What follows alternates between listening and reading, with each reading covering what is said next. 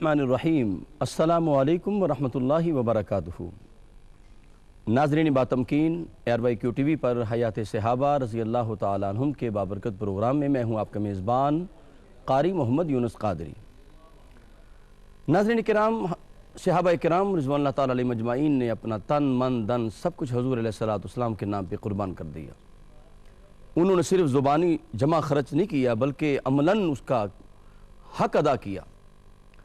करीम आका अलैहिस्सलातु वस्सलाम सैयद उमर फ़ारूक रज़ी अल्लाह तआला अन्हु को हाथ को थामे हुए थे और मेरे आका ने पूछा, उमर ये बताओ मुझसे कितनी मोहब्बत करते हो?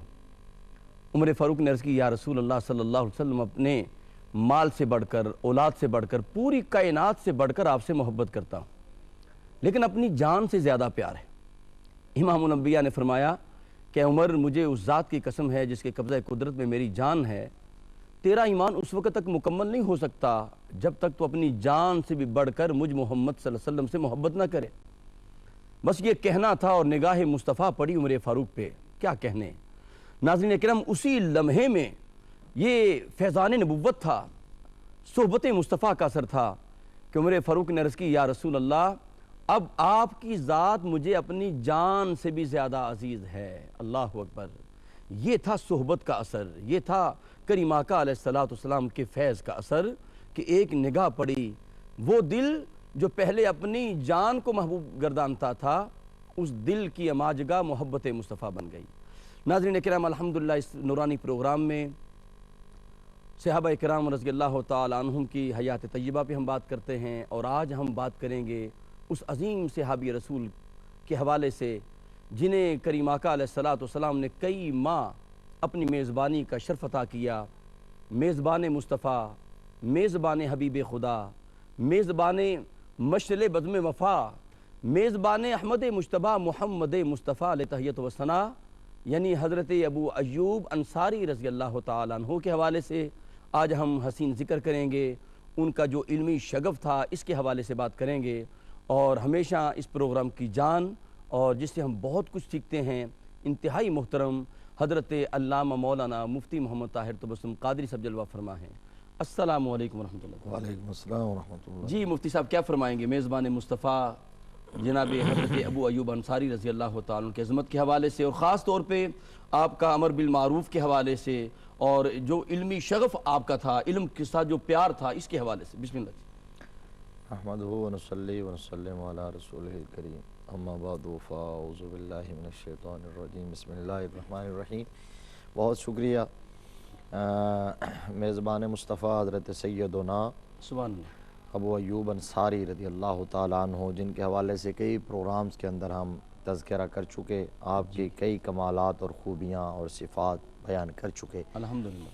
और आज आपका जो सवाल है, हज़रत अबू अय्यूब अंसारी रज़ी अल्लाह तआला अन्हु को तालीम व ताल्लुम से और दर्स व तदरीस से और इल्म से शगफ़ क्या था और इल्म दोस्ती आपके अंदर किस तरह जलवागर थी, तो उसमें बुनियादी बात तो ये ज़हन नशीन कर लीजिए कि नबी मुकर्रम सल्लल्लाहु अलैहि वालैहि वसल्लम के जो मनासिब हैं जो अल्लाह ने उन्हें अता फ़रमाए हैं, उनमें एक मनसब ऐसा है जिसको आका करीम सल्लल्लाहु अलैहि वसल्लम ने फ़ख्र के साथ बयान फरमाया है और वो ये है, आपने फरमाया इन्नमा बुइस्तु मुअल्लिमा, अल्लाहु अकबर, मैं मुअल्लिम बन के आया। सुभान अल्लाह। तो आका करीम सल्लल्लाहु अलैहि वसल्लम का ये वस्फ़, इसका इजहार कैसे होता है? आपके शागिर्दों की जमात से होता है। सुभान अल्लाह। कि आपने जिनको वो इल्म का नूर दिया है, इल्म की खैरात तकसीम की है, जिन्होंने आपसे इल्म के वो मोती समेटे हैं और इल्म के वो फूल और उनकी पत्तियां जिन्होंने चुनी हैं, वो हुज़ूर सल्लल्लाहु अलैहि वसल्लम के साहब हैं। तो यकीनन ये मुमकिन ही नहीं है कि साहबी रसूल हो और उसका इल्म से उनस ना हो, मुआनसत ना हो, शगफ़ ना हो, मोहब्बत ना हो और वो इल्म को दोस्त ना रखता हो।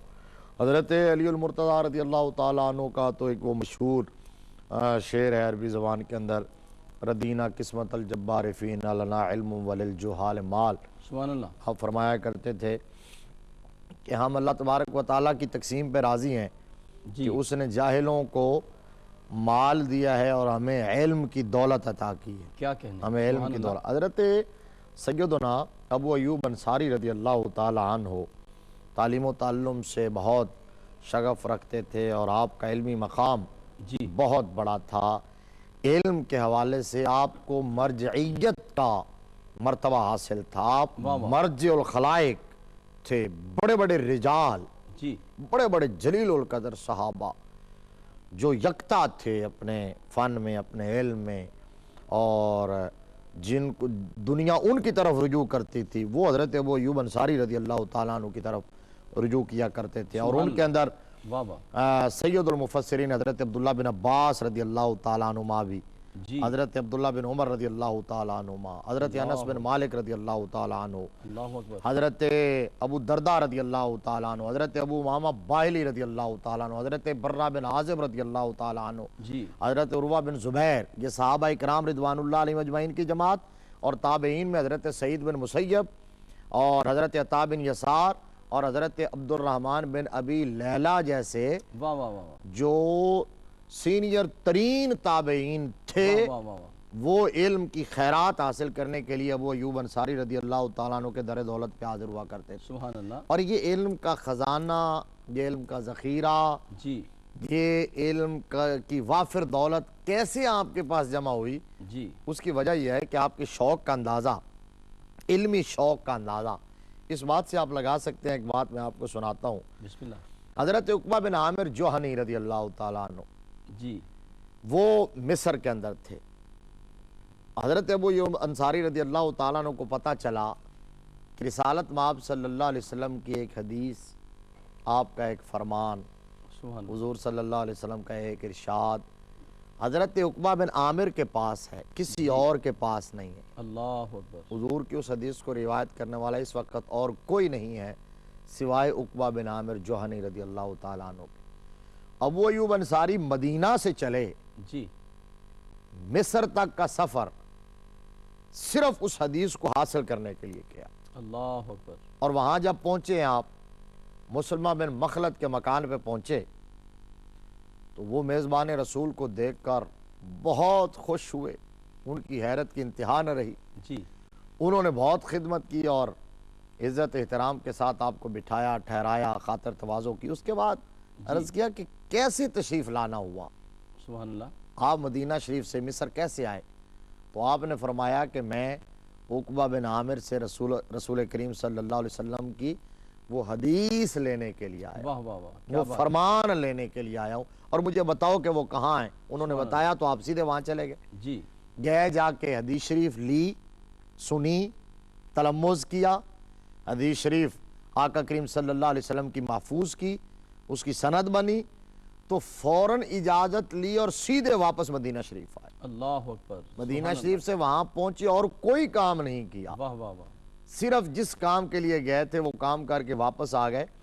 طبعاً اور ضمناً بھی بندہ کوئی کام کر لیتا ہے، جی لیکن جو اخلاص کے اعلیٰ درجے پر فائد ہوتے ہیں وہ طبعاً اور ضمناً بھی واہ کوئی اور کام نہیں کیا کرتے کہ کہنے؟ یہ رسول اللہ صلی اللہ علیہ وسلم کے فرمان کے آداب کے خلاف ہے جی کہ میں وہ لینے گیا ہوں اور کوئی اور کام کروں۔ یہ حدیث مصطفیٰ کی بے ادبی ہے۔ سبحان اللہ، تو یعنی علم سے اتنی محبت، اتنا شغف، اتنا ذوق علم، اتنی جستجو، اتنی طلب، اتنی تمنا، تڑپ اور اتنی تلاش۔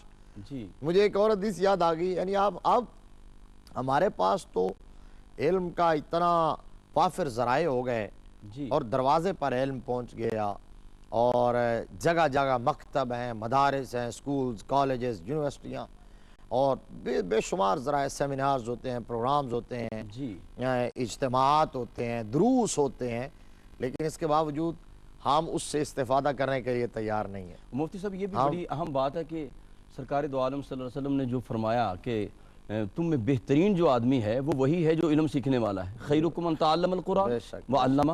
جی جی اب یعنی یہ مسند، یہ بہت بڑا مسند ہے۔ جی بالکل ایسے ہی ہے، اور یعنی اس سے میں نے پہلے کئی بار کئی صحابہ پر بات کرتے ہوئے علم کی عظمت اور فضیلت کے حوالے سے بات کی ہے، اس لیے میں آج زیادہ ادھر نہیں جانا چاہ رہا تھا۔ جی یعنی ہے تو علم نور ہے، بے شک، اور یہ ایک ایسی دولت ہے کہ اس دولت کا بدل کوئی اور کائنات کی دولت ہو ہی نہیں سکتی۔ اللہ اکبر، علم ایک ایسی دولت، آپ کی باقی جو دولت ہے، مال ہے، پیسہ ہے، اس پر ڈاکہ پڑ سکتا ہے، چوری ہو سکتی ہے، اور یہ ایک ایسی دولت ہے جس پر نہ ڈاکہ پڑ سکتا ہے نہ یہ چوری ہو سکتا ہے۔ واہ واہ واہ، اس دولت کی حفاظت آپ کو کرنا پڑتی ہے، یہ دولت آپ کی حفاظت کیا کہنے، واہ واہ واہ، اس دولت کو جب آپ دیتے ہیں، خرچ کرتے ہیں تو وہ کم ہوتی چلی جاتی ہے۔ اس دولت کو جتنا خرچ کرتے چلے جائیں گے اتنی ہی بڑھتی چلی جائے۔ بڑھتی چلی جائے۔ علم کی دولت ایسی دولت۔ مجھے ایک اور روایت یاد آ رہی تھی، صحاح کے اندر یہ بھی موجود ہے۔ حضرت کثیر بن قیس رضی اللہ تعالیٰ عنہ فرماتے ہیں، میں دمشق کی جامع مسجد کے اندر جی حضرت ابو الدرداء رضی اللہ تعالیٰ عنہ، عظیم المرتبہ جلیل القدر صحابی رسول ہے، ان کی خدمت میں بیٹھا ہوا تھا سبحان اللہ۔ کہ ایک بندہ مدینہ الرسول سے آیا جی اور آ کے اس نے سلام عرض کیا۔ سلام عرض کرنے کے بعد حضرت ابو الدرداء رضی اللہ تعالیٰ عنہ کو کہا کہ میں شہر رسول سے صرف اس لیے آیا ہوں کہ مجھے پتا چلے آپ کے پاس آقا کریم صلی اللہ علیہ وسلم کا ایک ارشاد ہے، اللہ اکبر، سبحان اللہ۔ حضور کی ایک حدیث، جی حضور کا ایک فرمان ہے، میں صرف اس لیے، وہ مجھے عطا فرما دیجئے اور اجازت دے دیجئے میں واپس چلا جاتا ہوں۔ تو حضرت ابو الدرداء رضی اللہ تعالیٰ عنہ نے وہ حدیث سنائی، وہ فرمان سنایا، جی اور سننے کے بعد انہوں نے اجازت لی اور وہ واپس چلے گئے۔ صحیح۔ تو یہ اس سے آپ اندازہ لگا سکتے ہیں کہ علم ان لوگوں نے کتنی مشکلات سے حاصل کیا اور سنبھالا اور پھر ہم تک پہنچایا۔ سبحان اللہ۔ اور جن قوموں نے علم سے پیار کیا ہے ان قوموں نے ہمیشہ کائنات کی قیادت کی ہے۔ واہ واہ واہ، تو آج اگر ہم بھی چاہتے ہیں کہ ہمارا وہ زوال کمال میں بدلے تو ہمیں علم دوستی کی طرف لوٹنا واہ واہ واہ۔ ناظرین کرام، حضور قبلہ مفتی صاحب نے علم کی اہمیت کے حوالے سے بہت خوبصورت باتیں عطا فرمائی ہیں، اور ویسے بھی آپ دیکھیں حضور غوث العظم رضی اللہ تعالیٰ فرماتے ہیں، درست علما حتی صرت قطبا، فرماتے ہیں میں علم حاصل کرتا گیا اور علم کے ذریعے رب کائنات نے مجھے قطبیت کا درجہ عطا فرما دیا۔ حضرت علی مولا کائنات، مولا علی مشکل کشا کو آپ دیکھیں، انہوں نے ایسا علم حاصل کیا دربار مصطفیٰ سے کہ آپ خود اعلان کرتے ہیں، سلونی اما شئتم، فرماتے ہیں مجھ سے جو بھی پوچھو گے علی یہاں بیٹھ کر کائنات کی ہر بات بیان کر دے گا۔ اپنے قلب و روح کو اللہ اور اللہ کے رسول کے ذکر سے معطر رکھیں۔ ملاقات کرتے ہیں ایک وقفے کے بعد۔ خوش آمدید ناظرین کرام، حیات صحابہ رضی اللہ تعالیٰ عنہم کے بابرکت پروگرام میں آپ شامل ہیں، اور ہمارے ساتھ جلوہ فرما ہیں جناب حضور قبلہ مفتی محمد طاہر تبسم قادری صاحب۔ علم کی اہمیت پہ بات ہو رہی ہے، اور علم کا نور جس کو عطا ہو جائے کائنات کے سارے خزانے اس کے قدموں میں آ جاتے ہیں۔ حضور قبلہ مفتی صاحب آپ بات کر رہے تھے، سیدنا ابو ایوب انصاری رضی اللہ تعالیٰ عنہ تحصیل علم کے لیے اتنا سفر کرتے ہیں، اتنا شغف، اتنی محبت، اتنا پیار ہے۔ اور پھر میں نے جو ابتداً آپ سے سوال کیا، ایک تو علم کا شغف آپ کا کیا تھا، علم کی دوستی کیا تھی، اور ایک حصہ میرے سوال کا یہ تھا کہ امر بالمعروف نہی عن المنکر، یعنی اس کا آپ نے ابلاغ کیسے فرمایا، اس پہ کچھ روشنی ڈالیے گا۔ بہت اہم بات دیکھیے قرآن پاک میں جو حصول علم کا فلسفہ بیان کیا گیا ہے جی وہ یہ ہے، فلولا نفر من کل فرقۃ منہم طائفۃ لیتفقہوا فی الدین بے شک، ولینذروا قومہم اذا رجعوا الیہم لعلہم یحذرون۔ قرآن نے کہا ہے کہ ایک گروہ ہونا چاہیے جو دین کی فقاہت، سبحان اللہ، دین کی سمجھ حاصل کرے، دین حاصل کرے، اور اس کے بعد پھر وہ اپنے قبیلے کی طرف، خاندان کی طرف، اپنے علاقے کی طرف لوٹے اور ان کو جا کے اللہ کا ڈر سنائے، جی ان کو جا کے وہ علم کا نور عطا فرمائے، واہ واہ، وہاں جا کے تبلیغ کرے۔ اور نبی رحمت صلی اللہ علیہ وسلم نے فرمایا ہے، بلغوا عنی ولو آیا، فرمایا اگر تم میرے دین کے بارے میں، میری شریعت کے بارے میں اگر ایک بات بھی جانتے ہو واہ واہ واہ، تو تمہارا فرض منصبی ہے، ڈیوٹی ہے تمہاری کہ اس کو دوسروں تک پہنچا دو۔ یعنی یہ صرف علماء کا منصب نہیں ہے، جس کو یہ نہیں مطلق حکم تبلیغ ہر ایک کا، یہ جس اللہ طرح ہم اکبر، امر بالمعروف اور نہی عن المنکر پہ پہلے بھی بات کرتے آ رہے ہیں، جی یعنی کلکم راعٍ وکلکم مسئول عن رعیتہ، تم میں سے ہر ایک حکمران ہے اور ہر ایک سے اس کی رعایت کے بارے میں سوال کیا جائے گا۔ جی اسی طرح فرمایا جو برائی دیکھے اپنے دائرہ کار کے مطابق اسے روکنے کی کوشش کرے۔ صحیح، تبلیغ بھی ہر ایک کا فرض ہے، جو جانتا ہے دین کے بارے میں جو بات اس کو وہ پہنچا دے۔ اور ایک حدیث میں تو یہ ہے، حضور صلی اللہ علیہ وسلم نے فرمایا کہ بہت سارے مبلغ ایسے ہوتے ہیں جو مبلغ سے حافظہ قوی رکھتے ہیں، جی یعنی فرمایا کہ ایسا ہے کہ مبلغ جو ہے، جو جس کے پاس کوئی بات ہے وہ پہنچا دے دوسرے تک. ممکن ہے یہ محفوظ نہ رکھ سکے, دوسرے کو اللہ نے حافظے کی دولت زیادہ عطا کی ہو, تو میری وہ بات, میرے دین کی بات محفوظ ہو جائے. اور اس میں ایک اور بات بھی اہم ہے کہ بہت سارے لوگ یہ کہتے ہیں کہ چونکہ قرآن پاک میں لما تقولون ما لا تفعلون, تم وہ بات کیوں کہتے ہو جو کرتے نہیں ہو. تو لہٰذا جو ہے اگر تبلیغ کے لیے شرط یہ ہے کہ پہلے عمل کرے, یہ بات ٹھیک ہے. یہ بات یہ تبلیغ کی تاثیر تب ہوگی, اثر پذیری تب ہوگی, نتائج تب برآمد ہوں گے کہ مبلغ پہلے خود اس پر عمل کرے. ویل اینڈ گڈ ہے, یہ بہت بہتر ہے, یہ بہتر درجہ ہے, عرفہ اعلیٰ درجہ ہے. لیکن اس کا یہ مطلب نہیں ہے کہ آپ کوئی بات جانتے ہیں اور آپ کا اس پر عمل نہیں ہے تو آپ نہ پہنچائیں. نہیں, آپ پہنچا دیں, آپ پہنچا دیں دوسرے تک, وہ بات پہنچا دیں. اس میں ڈبل فائدہ ہوگا. ایک تو یہ ہے کہ وہ سامنے والا جو ہے اس کو اویئرنیس ہوگی, علم حاصل ہوگا. دوسرا, وہ اگر عمل کر گیا تو جب تک وہ عمل کرتا رہے گا اس کا ثواب بھی آپ کو ملتا رہے گا. اور تیسرا یہ ہے کہ اس تک پہنچانے کی برکت سے اللہ آپ کو بھی عمل کی توفیق عطا فرما دے گا. اس لیے یہ چیز تبلیغ کے اندر رکاوٹ نہیں ہونی چاہیے. مفتی صاحب, ایک اور سوال میرے ذہن میں آ رہا ہے کہ کئی دفعہ ہم نے دیکھا ہے کہ جو مبلغ ہیں, جو آپ نے بڑا زور دے کے فرمایا, تو ان کے پاس علم کے پہاڑ ہوتے ہیں, لیکن ہم جب قریب جاتے ہیں ان کے تو عمل کا رائی کا دانہ بھی نہیں ملتا. تو یہ جو تفاوت ہے یہ کیوں ہے؟ یہ تو میں نے عرض کر دیا ہے کہ جس طرح آقا کریم صلی اللہ علیہ وآلہ وسلم نے بھی قیامت کے علامات بیان کی, اور شب معراج حضور نے جو ملاحظہ کیا, ایسے بہت سارے چرب لسان, ایسے بہت سارے جو ہے وہ زبان کی روانی رکھنے والے, جن کی وہ زبانیں کینچی سے کاٹی جا رہی تھی. تو وجہ یہی تھی کہ وہ دوسروں کو تبلیغ کرتے تھے اور خود عمل نہیں کرتے تھے. تو یہ تو ایک الگ بات ہے. میں یہ سمجھتا ہوں کہ اس کے لیے مجلس, صحبت اور سند بہت ضروری ہے. اگر آپ کی سند کاملین کے ساتھ ہے, رجال کے ساتھ ہے, اور ائمہ کے ساتھ, اور بڑے لوگوں کی مجلس میں آپ بیٹھے اور وہاں سے علم کا نور آپ نے حاصل کیا ہے, تو انشاءاللہ العزیز پھر ان کی صحبت کی برکت سے آپ کو عمل کا بھی نور ملے گا. سبحان اللہ. اور اگر آپ ماس سٹڈی سے, محاذ ادھر ادھر سے سن کے اور اپنی طلاقت لسانی جو ہے اس کی بنیاد پر مبلغ بن جاتے ہیں, تو پھر آپ عمل سے دور رہتے ہیں, اور ایسے شخص کی تبلیغ کا کوئی فائدہ نہیں ہوتا. میں عرض ہی کر رہا تھا, یہ ایک اور پہلو ہے جو آپ نے جس کی طرف توجہ دی, اور میں نے زور دے کے لفظ اصل میں مبلغ کہا تھا. مبلغ وہ جان بوجھ کے کہا, کیونکہ میں نے کہا کہ سامعین کو مبلغ نہ سمجھ آ جائے. مبلغ وہ ہوتا ہے جس تک پہنچایا جائے, اور مبلغ جو ہے پہنچانے والا. تو وہ میں بیان یہ کر رہا تھا کہ بس اوقات پہنچانے والے سے جس تک پہنچایا جا رہا ہے اس کا حافظہ زیادہ قوی ہوتا ہے. تو آقا کے فرمان کا مطلب یہ تھا کہ بات پہنچا دو تاکہ وہ محفوظ کر لے. اب حضرت ابو ایوب انصاری رضی اللہ تعالیٰ عنہ, چونکہ آپ نے جو علم حاصل کیا تھا, یہ ممکن ہی نہیں تھا کہ کہیں آپ اس علم کی خلاف ورزی, اس نظام کی خلاف ورزی, حضور صلی اللہ علیہ وسلم کی شریعت کی خلاف ورزی اور آقا کریم صلی اللہ علیہ وسلم کی تعلیمات کی خلاف ورزی دیکھیں اور آپ وہاں خاموش ہو جائیں. آپ امر بالمعروف اور نہی عن المنکر کا فریضہ سر انجام نہ دیں. آپ کے پاس علم کی کوئی بات ہو اور آپ دوسروں تک نہ پہنچائیں. آپ نے تو یہاں تک کیا مزاج تھا اور کیا طبیعت تھی اور کیا حساسیت تھی.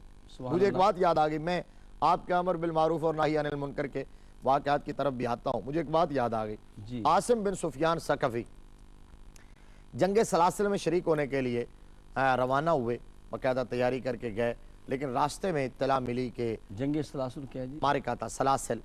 تو کہا کہ وہ پتہ چلا کہ مارکہ ختم ہو گیا, جنگ ختم ہو گئی. حضرت امیر معاویہ رضی اللہ تعالیٰ عنہ کا زمانہ ہے, اس دور میں تھا. تو اب ختم ہو گئی. اب انہیں, یہ نوجوان تھے اور بڑا انہیں اس بات پر کرب ہوا اور بڑی حسرت و یاس, بڑی پریشانی ہوئی کہ میں جہاد میں شریک ہونے سے محروم رہ گیا. اس دور میں جو جذبہ جہاد تھا امت کے نوجوانوں میں اور امت کے بچوں میں, جو جذبہ جہاد تھا, اور آج ہمیں اسی جذبہ جہاد کی ضرورت ہے. اچھا, وہ بہت پریشان ہوئے, تو وہاں سے وہ حضرت امیر معاویہ رضی اللہ تعالیٰ عنہ کے دربار میں آ گئے. انہوں نے کہا میں وہاں جاتا ہوں اور جا کے معاملات اپنے ڈسکس کرتا ہوں. وہاں پہنچے تو حضرت ابو ایوب انصاری بھی موجود ہیں, حضرت عقبہ بن عامر جوہنی بھی موجود ہیں. تو یہ شام کے اندر حضرت امیر معاویہ کے پاس.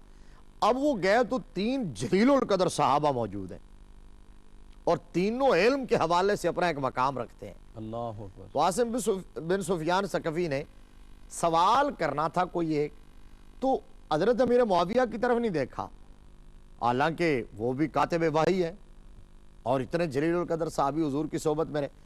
حضرت عقبہ بن عامر جوہنی کی طرف نہیں دیکھا، جی حضرت ابو ایوب انصاری کی طرف متوجہ ہوئے اور ان سے سوال کر دیا اپنا۔ میں بات ہی کر رہا ہوں کہ آداب کیا ہوتے ہیں اور حساسیت کیا تھی حضرت ابو ایوب انصاری رضی اللہ تعالیٰ عنہ کے مزاج میں۔ حضرت ابو ایوب انصاری کو ان کا یہ انداز ناگوار گزرا کہ یہ اتنی بڑی ہستیاں موجود ہیں جی اور ان کو اگنور کر کے صرف میری جانب متوجہ ہو رہے ہیں۔ آپ نے ان کے سوال کا جواب تو دے دیا، اللہ اکبر۔ جواب دینے کے بعد آپ دیکھیے یہ ہوتا ہے بڑا ظرف، یہ ہوتا ہے کردار کی عظمت۔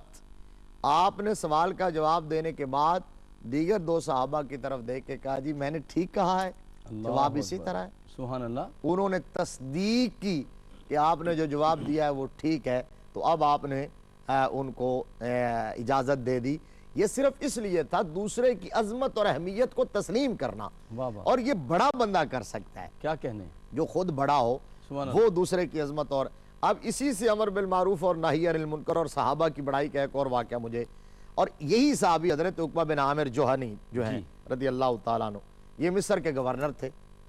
اب مصر کے گورنر تھے تو حضرت ابو ایوب انصاری رضی اللہ تعالیٰ عنہ وہاں گئے ہوئے تھے، تو نماز مغرب کی حضرت عقبہ بن عامر جوہنی نے تاخیر سے پڑھائی، اللہ تاخیر سے نماز ہوئی، جی ٹائم کے اندر ہوئی، صحیح، نماز کے وقت کے اندر ہوئی، لیکن مغرب کی نماز میں ٹائم ہونے کے بعد آخری وقت میں پڑے گی، چونکہ تعجیل کا حکم ہے صحیح، انہوں نے تھوڑا سا دیر سے پڑھی۔ جی حضرت ابو ایوب انصاری رضی اللہ تعالی عنہ نے، یہ ہے امر بالمعروف اور نہی عن المنکر، جو کچھ دیکھا جی حضور کی سیرت سے، جو کچھ سیکھا میرے آقا کریم صلی اللہ علیہ وسلم کی صحبت میں جو حاصل کیا، کس انداز میں اور بغیر کسی بلا خوف تردید، لومت لائم کے خوف کے بغیر، واہ واہ واہ، یہ ہے وقت کے حکمران ہے۔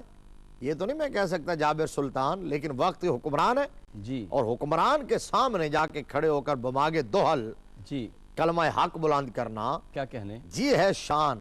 حضرت ابو ایوب انصاری نے حضرت عقبہ بن عامر جوہنی کو کہا ما هذه الصلاۃ، یہ کیا نماز ہے جو آپ نے پڑھی ہے؟ اللہ اکبر، آپ اندازہ کریں، انداز دیکھیں اور لہجہ دیکھیں، ما هذه الصلاۃ۔ جی تو حضرت، میں بات کمپلیٹ کر لوں جی جی پھر آپ بریک لے لیجئے گا۔ حضرت عقبہ بن عامر جوہنی نے عرض کیا جی میں کسی کام سے گیا ہوا تھا بامر مجبوری، آپ نے فرمایا کہ اے عقبہ آپ رسول اللہ کے صحابی ہیں، اللہ اکبر، اور صحابی کا عمل دوسرے لوگوں کے لیے حجت بنتا ہے، جی جی تو آپ اگر تاخیر کریں گے لوگ سمجھیں گے رسول اللہ صلی اللہ علیہ وسلم مغرب کی نماز میں تاخیر کرتے تھے، حالانکہ آقا کا حکم تعجیل کا ہے۔ واہ واہ واہ، لہذا صحابی کو اپنی ہر ادا کے اندر، اب ایک جملہ آخر میں یہ کہنا چاہتا ہوں اس حوالے سے، جی جی اس سے پتہ یہ چلا کہ جتنا بڑا منصب ہوتا ہے ذمہ داری اتنی بڑی ہوتی ہے۔ بڑا بندہ اگر کوئی خلاف شریعت کام تھوڑا سا بھی ہلکا سا کرے گا تو دوسروں کے لیے حجت بن جائے گا، لہذا ان کی ذمہ داری ڈبل ہوا کرتی واہ ہے۔ واہ واہ۔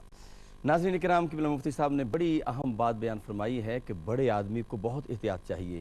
مولانا روم نے بھی لکھا تھا نا کہ ایک لشکر اگر جا رہا ہے اور اس کا جو بادشاہ ہے، سپہ سالار ہے، اگر کسی باغ سے گزر ہو تو وہ ایک سیب اتارے گا نا تو سارا باغ تباہ ہو جائے گا۔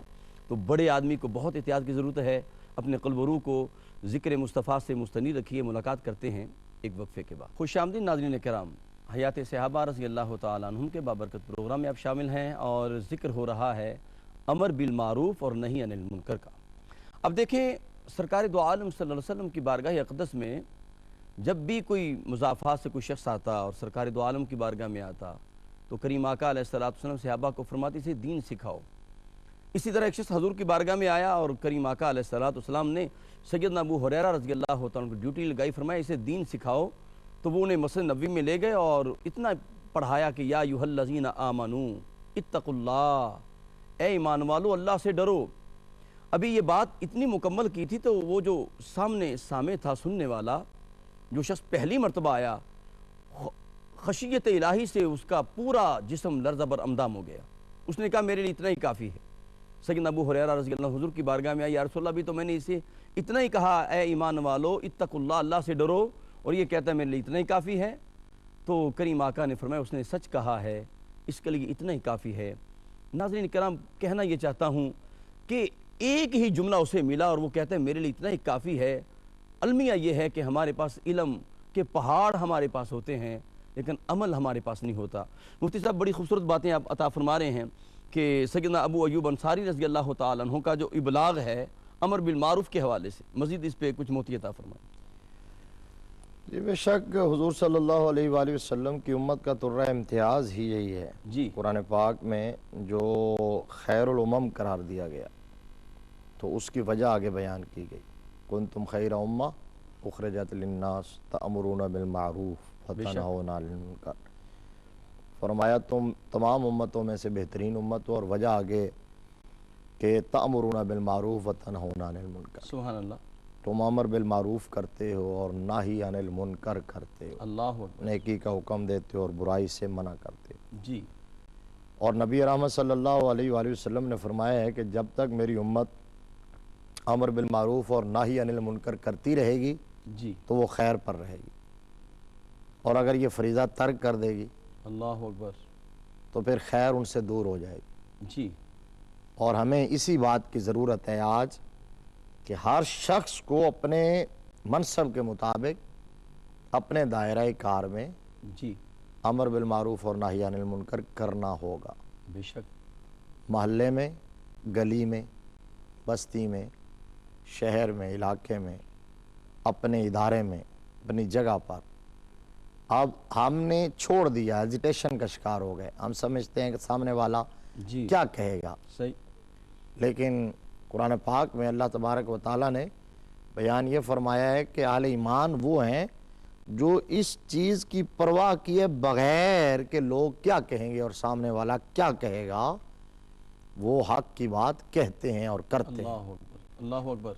تو حضرت ابو ایوب انصاری رضی اللہ تعالیٰ عنہ کی اور دیگر صحابہ، ہم پہلے بھی بات کر چکے ہیں، آئندہ بھی کریں گے، انشاءاللہ. صحابہ اکرام رضوان اللہ علیہ مجمعین، تو تصور بھی نہیں ہو سکتا کہ کبھی وہ خلاف شرع کام دیکھیں اور اس پر وہ رد عمل کا اظہار نہ کریں. جی جس طرح بھی میں نے بریک سے پہلے بات بتائی، مزید اس پر یہ ہے کہ حاکم مدینہ جو مروان بن حکم تھا، یہ بھی اسی نوعیت کا واقعہ ہے، سیم اسی طرح کا.